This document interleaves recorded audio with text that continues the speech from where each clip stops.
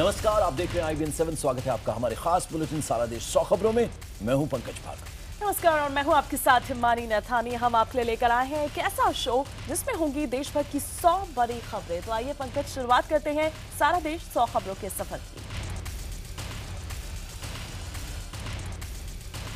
सरकार आज लोकसभा में संशोधित भूमि अधिग्रहण बिल पेश करेगी। विपक्षी दलों के रुख को देखते हुए सरकार के सामने बिल पास कराने की एक बड़ी चुनौती है। कांग्रेस ने राज्यसभा में प्रश्नकाल स्थगित कर भूमि अधिग्रहण बिल पर चर्चा के लिए नोटिस दिया है। ग्रामीण विकास मंत्री चौधरी बीरेंद्र सिंह लोकसभा में उचित मुआवजे का अधिकार और भूमि अधिग्रहण पुनर्वास संशोधन विधेयक 2015 पेश करेंगे। ये विधेयक पिछले साल दिसंबर में सरकार की तरफ से जारी किए गए अध्यादेश का स्थान लेगा। उधर बीजेपी के सांसदों की अमित शाह की अध्यक्षता में अनौपचारिक बैठक हुई, जिसमें भूमि अधिग्रहण के विषय पर भी बात हुई। सरकार ने कहा कि वो इस मसले पर सदन में चर्चा के दौरान विपक्ष की सलाह पर विचार करेगी। उधर भूमि अधिग्रहण बिल के खिलाफ अन्ना हजारे के आंदोलन का आज दूसरा दिन है। दिल्ली के जंतर मंतर पर अन्ना हजारे विरोध कर प्रदर्शन कर रहे हैं। दिल्ली के मुख्यमंत्री अरविंद केजरीवाल भी आज अन्ना हजारे के साथ धरने में शामिल होंगे। अरविंद के अलावा दिल्ली के उप मुख्यमंत्री मनीष सिसोदिया भी थोड़ी देर के लिए धरने में शामिल होंगे। समाजसेवी अन्ना हजारे भूमि अधिग्रहण कानून में मोदी सरकार द्वारा किए गए बदलावों से नाखुश हैं। अन्ना ने बदलावों को किसान विरोधी बताते हुए कहा कि सरकार किसानों से उनका हक छीन रही है। अन्ना ने इन बदलावों को उद्योगपतियों के लिए फायदेमंद बताया। अन्ना ने कहा कि अगर किसानों को न्याय नहीं मिला तो 4 महीने बाद वो रामलीला मैदान से जेल भरो आंदोलन की शुरुआत करेंगे। भूमि अधिग्रहण बिल को किसान विरोधी बताते हुए कांग्रेस जगह जगह धरने और प्रदर्शन कर रही है। कांग्रेस नेताओं ने भूमि अधिग्रहण बिल वापस लेने की मांग को लेकर केंद्र सरकार के खिलाफ जमकर नारेबाजी की। भूमि अधिग्रहण बिल को चौतरफा विरोध का सामना करना पड़ रहा है। इस मामले में गृह मंत्री ने प्रधानमंत्री से बातचीत की। माना यह जा रहा है कि राजनाथ सिंह ने प्रधानमंत्री को इस मुद्दे पर विभिन्न संगठनों से हुई बातचीत का ब्यौरा दिया है। इससे पहले राष्ट्रीय एकता परिषद और किसान संगठनों के प्रतिनिधियों ने राजनाथ सिंह से मुलाकात की थी और जमीन अधिग्रहण बिल पर अपनी चिंता जाहिर की थी।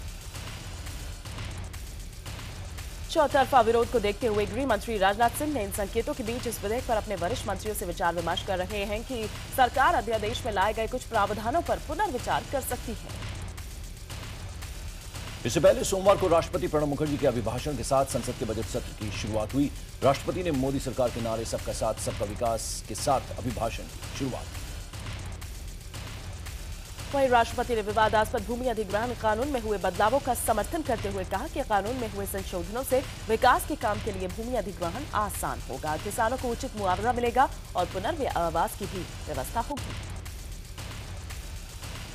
बजट सत्र की शुरुआत में राष्ट्रपति के अभिभाषण को विपक्षी पार्टियों ने सिरे से नकार दिया। कांग्रेस ने अभिभाषण को निराशाजनक बताया। जेडीयू अध्यक्ष शरद यादव ने अभिभाषण को नीरस करार दिया। तो इधर कांग्रेस उपाध्यक्ष राहुल गांधी बजट सत्र के बीच ही छुट्टी पर चले गए। राहुल ने पार्टी अध्यक्षा सोनिया गांधी से कुछ हफ्तों की छुट्टी मांगी, जिसे स्वीकार कर लिया गया। हालांकि सूत्र बताते हैं कि राहुल गांधी की छुट्टी पर जाने की वजह उनकी पार्टी के वरिष्ठ नेताओं से नाराजगी है। राहुल इस बात से नाराज बताए जा रहे हैं कि पार्टी में उनके विचारों और रणनीति को कोई बड़े नेता तवज्जो नहीं दे रहे। पानसरे हत्याकांड पर शिवसेना की आलोचना का संघ ने करारा जवाब दिया है। संघ प्रमुख मुखपत्र ऑर्गेनाइजर में यह कहा गया है कि शिवसेना प्रधानमंत्री नरेंद्र मोदी और महाराष्ट्र के मुख्यमंत्री देवेंद्र फडणवीस की लोकप्रियता से बौखला गई है। दरअसल कम्युनिस्ट नेता पानसरे की हत्या को लेकर शिवसेना ने महाराष्ट्र सरकार पर सवाल खड़े किए थे। शिवसेना के मुखपत्र सामना में सोमवार को छपे लेख में सूबे की कानून व्यवस्था का सवाल उठाया गया था। दिल्ली विधानसभा सत्र का आज दूसरा दिन है। पहले दिन मुख्यमंत्री केजरीवाल समेत सभी विधायकों को शपथ दिलाई गई। शपथ के बाद स्पीकर पद के लिए मनीष सिसोदिया ने विधायक रामनिवास गोयल के नाम का प्रस्ताव रखा, जिसे स्वीकार कर लिया गया। वहीं वंदना कुमारी डिप्टी स्पीकर के तौर पर चुनी गई। सत्र के दौरान विजेंद्र गुप्ता ने दिल्ली सचिवालय में दाखिले पर रोक का मुद्दा विधानसभा में उठाया। जम्मू कश्मीर में बीजेपी और पीडीपी गठबंधन की सरकार 1 मार्च को शपथ ले सकती है। इस सरकार के मुखिया मुफ्ती मोहम्मद सईद होंगे। करीब 7 हफ्ते से दोनों पार्टियों के बीच चल रही बातचीत अंजाम तक जा पहुंची है। माना जा रहा है कि महबूबा मुफ्ती और अमित शाह की आज फिर से मुलाकात हो सकती है। उधर बीजेपी पार्लियामेंट्री बोर्ड ने भी जम्मू कश्मीर में साझा सरकार को हरी झंडी दे दी है। संघ प्रमुख मोहन भागवत ने यह कहा है कि धर्म परिवर्तन के लिए समाज की सेवा की आड़ नहीं लेनी चाहिए। उन्होंने अपने भाषण में मदर टेरेसा का नाम भी लिया, जिस पर विवाद शुरू हो गया। भागवत ने कहा कि मदर टेरेसा की सेवा अच्छी होते हुए भी उसके पीछे एक उद्देश्य होता है कि लोग ईसाई बने। उन्होंने कहा कि किसी उद्देश्य को लेकर किए गए सेवा से उसका अवमूल्यन हो जाता है। आरएसएस प्रमुख मोहन भागवत के बयान पर दिल्ली कैथोलिक चर्च के प्रवक्ता सुब्रमथु शंकर ने यह कहा है कि मदर टेरेसा ने अपना पूरा जीवन गरीबों की सेवा में लगा दिया और अब उनके बारे में ऐसा कहना दुर्भाग्यपूर्ण है। उधर जेडीयू नेता अली अनवर ने कहा कि पिछले 100 सालों में मदर टेरेसा जैसा कोई पैदा नहीं हुआ और वो इस तरह की टिप्पणी से अपमानजनक है। इस तरह की टिप्पणी उन्होंने ये भी कहा कि मोहन भागवत को इतिहास से सीखना चाहिए। पूर्व केंद्रीय मंत्री और कांग्रेसी नेता रेणुका चौधरी की चलते दिल्ली से हैदराबाद जाने वाली एयर इंडिया की फ्लाइट 45 मिनट देर उसमें हो गई। वहीं रेणुका चौधरी ने इन आरोपों से इनकार किया और इसे महज एक अफवाह बताया। तमिलनाडु की पूर्व मुख्यमंत्री और एआईएडीएमके की नेता जयललिता का आज 67वां जन्मदिन है। इस मौके पर पार्टी कार्यकर्ताओं ने केक काटकर जयललिता की लंबी आयु के लिए दुआएं की। महाराष्ट्र के औरंगाबाद में फडणवीस सरकार दिवंगत नेता गोपीनाथ मुंडे का स्मारक बनाने पर विचार कर रही है। स्मारक का निर्माण शहर के बीचों बीच दूध डेयरी स्क्वायर के करीब 2 एकड़ जमीन पर करवाया जाएगा। दिवंगत नेता गोपीनाथ मुंडे पर बनने वाले स्मारक में एक मिनी थिएटर की व्यवस्था होगी। इसके अलावा स्मारक के आसपास लैंडस्केप और पार्क की भी व्यवस्था की जाएगी। केंद्रीय शहरी विकास मंत्रालय ने दिल्ली के उप मुख्यमंत्री मनीष सिसोदिया की मांग को मान लिया है। कुछ दिन पहले मनीष की तरफ से दिल्ली सरकार ने मांग की थी मथुरा रोड पर मौजूद सरकारी बंगला AB17 को सरकारी निवास बनाने की अनुमति दी जाए। और कभी AB17 लंबे समय तक दिल्ली की पूर्व मुख्यमंत्री शीला दीक्षित का सरकारी पता होता था। टाइप 7 साइज का बंगला 2 बड़े लॉन की वजह से मनीष सिसोदिया की पहली पसंद पड़ा। उत्तर प्रदेश की अखिलेश सरकार आज अपना बजट पेश करेगी। 18 फरवरी से उत्तर प्रदेश विधानसभा में बजट सत्र चल रहा है। मुख्यमंत्री अखिलेश यादव अपना चौथा बजट पेश करेंगे और आज पेश करने जा रहे हैं अपने बजट में मुख्यमंत्री अखिलेश यादव इंफ्रास्ट्रक्चर, शिक्षा, स्वास्थ्य, पुलिस आधुनिकीकरण, पर्यटन जैसे क्षेत्रों से जुड़ी बड़ी घोषणाएं कर सकते हैं। गुजरात की आनंदीबेन पटेल सरकार आज अपना बजट पेश करेगी। वित्त मंत्री सौरभ पटेल साल 2015-16 के लिए करीब 1 करोड़ 55 लाख करोड़ का बजट पेश करेंगे। 25 फरवरी को मध्य प्रदेश की शिवराज सरकार अपना बजट पेश करेगी। इस बार के बजट में स्कूली शिक्षा को लेकर बड़े अनुदान की उम्मीद है। उत्तर प्रदेश के गवर्नर और यूपी के कैबिनेट मंत्री आजम खान के बीच टकराव का मामला अब राष्ट्रपति के दरबार तक जा पहुंचा है। आजम खान ने राष्ट्रपति से मुलाकात कर यह कहा कि यूपी के राज्यपाल के बयान से एक समुदाय विशेष आहत हुआ है। बाबरी मस्जिद के याचिकाकर्ता हाशिम अंसारी और अखिल भारतीय अखाड़ा परिषद के राष्ट्रीय अध्यक्ष महंत ज्ञानदास की मुलाकात से एक बार फिर मंदिर मस्जिद मामले की सुलह समझौते की आस जगी है। अंसारी ने ज्ञानदास में आस्था व्यक्त की है। हाशिम ने कहा कि जो ज्ञानदास चाहेंगे वही होगा। दूसरी तरफ महंत ज्ञानदास ने यह कहा कि जरूरत पड़ी तो हाशिम के साथ प्रधानमंत्री नरेंद्र मोदी से मुलाकात करेंगे। महंत ज्ञानदास ने कहा कि सुलह समझौते में बाधा डालने वाली विधेयक को इस मामले से अलग किया जाना चाहिए। टेलीफोन एक्सचेंज घोटाले में गिरफ्तार लोगों की जमानत याचिका पर आज बॉम्बे हाई कोर्ट में सुनवाई होगी। पूर्व दूरसंचार मंत्री दयानिधि मारन के इकरबी सहित 3 लोगों को 22 जनवरी को इस मामले में गिरफ्तार किया गया था। केरल के पूर्व मुख्यमंत्री वीएस अच्युतानंदन केरल विधानसभा के नेता प्रतिपक्ष के पद से इस्तीफा देना चाहते हैं। बताया जा रहा है कि अच्युतानंदन के ऊपर पार्टी अनुशासन के उल्लंघन का आरोप लगाया गया था, जिससे वो नाराज है। और स्वाइन फ्लू का कहर थमने का नाम नहीं ले रहा। देश भर में अभी तक स्वाइन फ्लू के 833 से ज्यादा लोगों की उसकी वजह से मौत हुई है, जबकि H1N1 वायरस से संक्रमित मरीजों की संख्या 14,000 का आंकड़ा पार कर गई है। दिल्ली में स्वाइन फ्लू के 100 नए मामले सामने आए हैं। इसके साथ ही अब तक इस साल स्वाइन फ्लू के 2337 मामले सामने आए हैं। गुजरात के स्वास्थ्य राज्य मंत्री शंकर चौधरी को स्वाइन फ्लू हो गया। जांच के बाद शंकर चौधरी की रिपोर्ट पॉजिटिव आई है।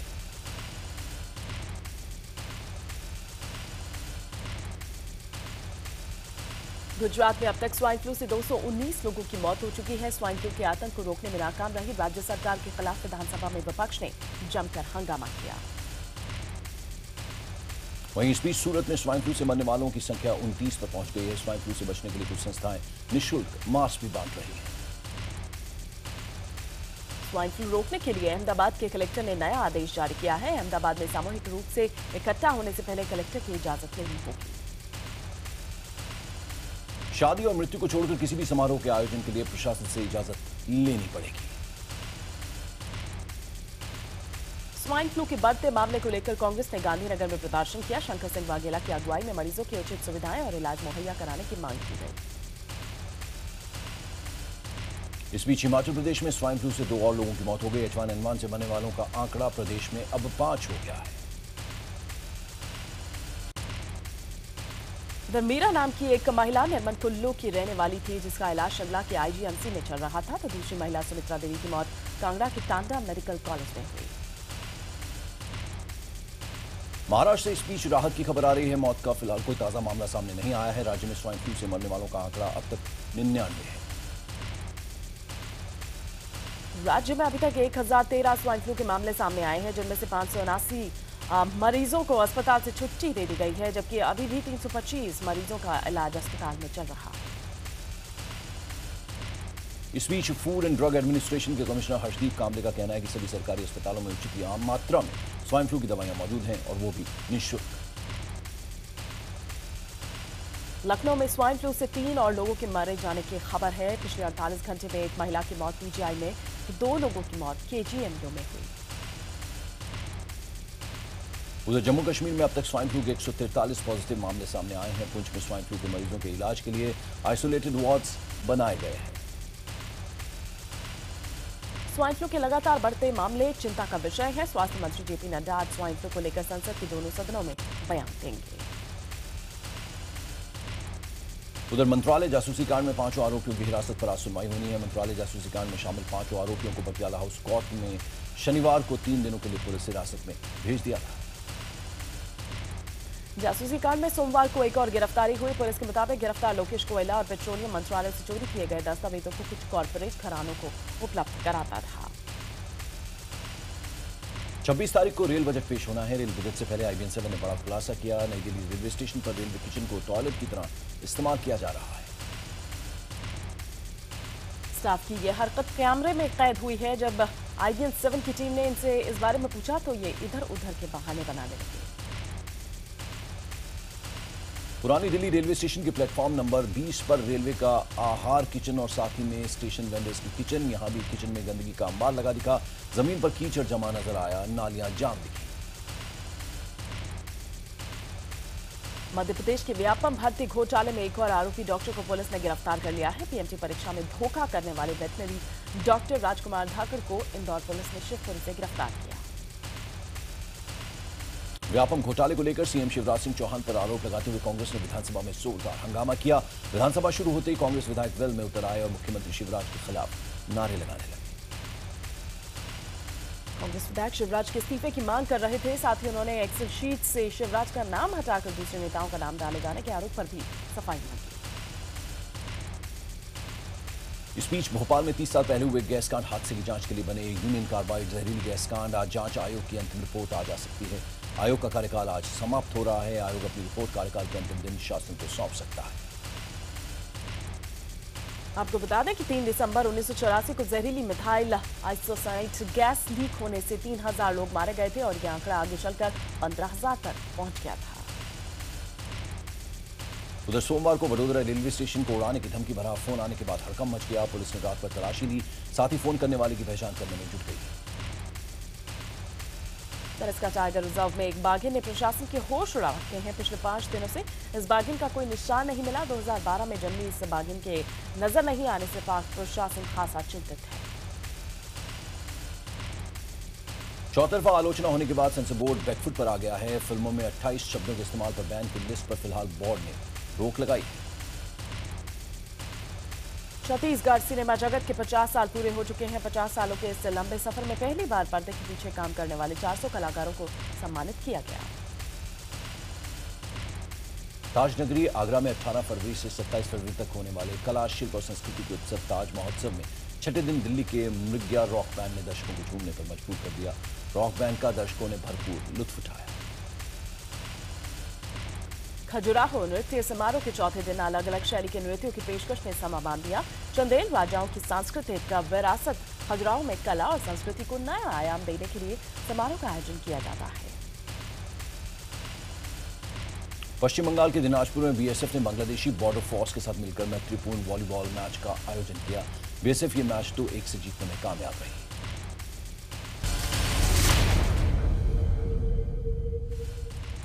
Welcome back. आप देख रहे हैं सारा देश 100 खबरें। आप हैं हिमानी और पंकज के साथ।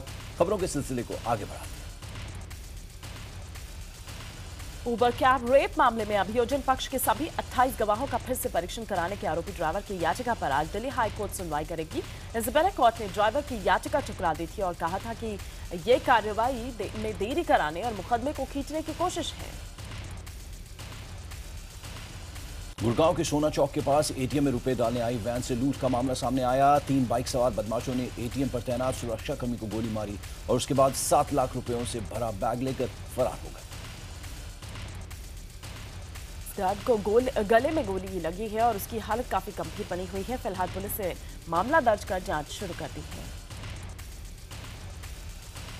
सागर के डॉक्टर हरि सिंह गौड़ केंद्रीय विश्वविद्यालय में हुए भर्ती घोटाले के मुख्य आरोपी पूर्व कुलपति एनएस गजभिये को सीबीआई ने आईआईटी कानपुर से गिरफ्तार कर लिया है। सीबीआई आज उन्हें कोर्ट में पेश कर रिमांड पर ले सकती है। गया के पास गजन जी रेलवे स्टेशन से 2 मासूमों के शव बरामद किए गए हैं। बताया जा रहा है कि दोनों सगे भाई बहन थे। परिजनों की माने तो उनकी हत्या कर पुल के नीचे फेंक दिया गया था। मध्य प्रदेश के सिवनी में गहरे गड्ढे में डूबकर 3 मासूमों की मौत हो गई। तीनों बच्चों की उम्र 4 से 5 साल बताई जा रही है।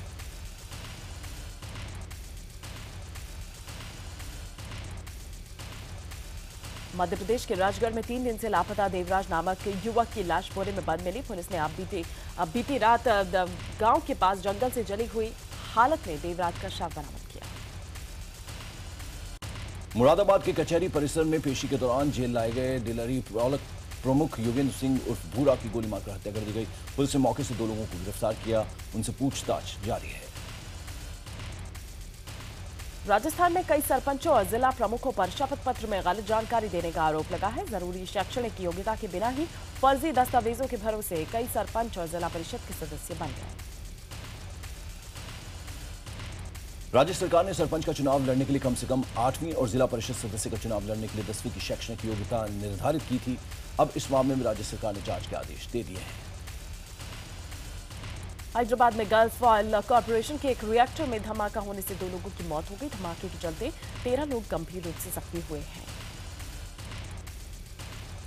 उधर गाजीपुर में एक सनसनीखेज वारदात में बाइक पर सवार आधा दर्जन बदमाशों ने घर लौट रहे 2 चचेरे भाइयों को गोलियों से भून डाला। वारदात के पीछे जमीन संबंधी पुरानी रंजिश का मामला सामने आ रहा है। पुलिस मामले की जांच कर रही है।